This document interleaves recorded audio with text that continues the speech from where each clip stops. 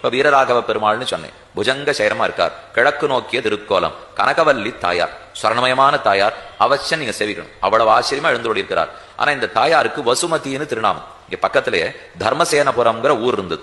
அந்த ஊருக்கு ராஜா இருந்தார். அந்த ராஜாவுக்கு ஒரு மகள், அந்த மகள் தான் வசுமதி தேவி. இந்த தேவி பெருமானையே திருக்கல்யாணம் பண்ணிக்கொள்ளணும் அப்படின்னு கேட்டாள்.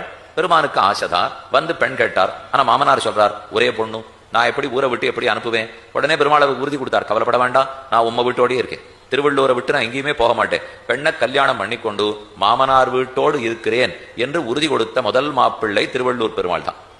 நான் நம்ம வீட்டுக்கு போகல, இனிமே உம்ம ஊரோடய இருக்கேன் என்று சொல்லிட்டு இன்னைக்கும் திருவள்ளூரோட எழுந்துள்ள இருக்கிறார். ஆக வசுமதி என்கிற பெண்ணை திருக்கல்யாணம் பண்ணிக்கொண்டவர். திருமழிசை ஆழ்வார் ஓர் பாசுரத்தாலும் திருமங்கை ஆழ்வார் 10 பாசுரங்களாலும் பல்லாண்டு பாடியுள்ளனர். இதனால இன்னைக்கும் தை அமாவாசை அன்னைக்கு கிருத்தாபநாசினியில நீராட வர்றவா 1,00,000 பேர்.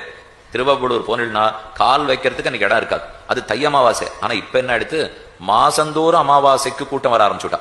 ஏன்னா அந்த புஷ்கரணியில் வெள்ளம் கரைப்பதுன்னு ஒரு வழக்கம் வச்சுருக்கா. நம்ம வெள்ளம் வாங்கிட்டு போனோம், அந்த வெள்ளத்தை மெதுவா அதுல கரைச்சு விட்டா வியாதி அத்தனையும் போக்கி கொடுக்குங்கிறது ஐதிஹ்யம். நாளை கிருத்தாபநாசினி புஷ்கரணி அதன் ஏற்றம். இன்னொரு விதமும் சொல்லப்பட்டிருக்கு.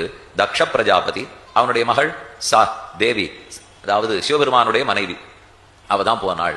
போயிட்டு தக்ஷ பிரஜாபதியினுடைய யாகத்துக்கு போகாதேன்னு சிவன் தடுத்தார். ஆனா அவ தடுத்ததை கேட்காமல் போனாள். அங்கு பெரிய